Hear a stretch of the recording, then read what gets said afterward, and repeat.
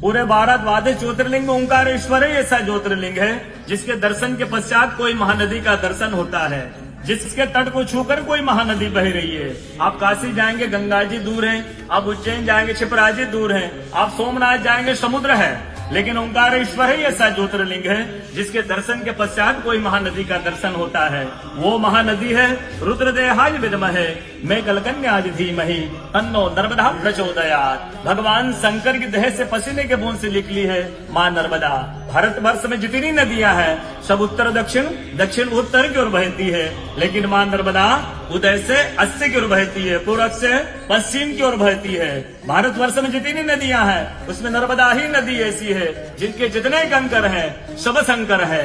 नर्मदा पुराण में ये भी कहा गया है कि नर्मदा जल के स्पर्श होने से जो शिवलिंग निकलता है उसको डायरेक्ट ले जाके पूजा कीजिए, उनको प्रतिष्ठा की आवश्यकता नहीं है। नर्मदा जल स्पर्श होने से वो स्वयं प्रतिष्ठित हो जाते हैं। अयोध्या में राम लला जी की जब स्थापना की गई थी तो नर्मदा का 2.5 फीट का नर्मदा का शिवलिंग राम जी के साथ अयोध्या में स्थापित किया गया था। और कहा गया है कि रेवा तटे तपम कुर्यात मोक्षदायिनी गंगा। कलयुग में आपको तप करना है, नर्मदा किनारे जाइए, और मोक्ष करना है तो गंगा किनारे जाइए। रेवा तटे तपम कुर्यात मोक्षदायिनी गंगा।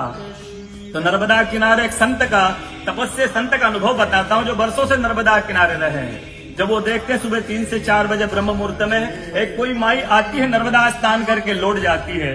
संतों को जिज्ञासा हुई कि मैं वर्षों से इस माँ को देख रहा हूँ, नर्मदा स्नान करके लौट जाती है। संत ने कहा कि कल मैं माँ से पूछूंगा, स्नान करके लौटेगी। वो माई सुबह 3 से 4 बजे ब्रह्म मुहूर्त में स्नान करके लौट रही थी। संत ने देखा माई स्नान करके लौट रही है। संत दौड़ते गए, माँ को साष्टांग दंडवत प्रणाम करके पूछा है माँ मैं वर्षों से आपको देख रहा हूँ, अब नर्मदा स्नान करके लौट जाती है, माँ अपना परिचय दीजिए। तो माँ अपना परिचय देती है, मैं गंगा हूँ, कलयुग में शुद्धिकरण के लिए नर्मदा स्नान करने के लिए आती हूँ।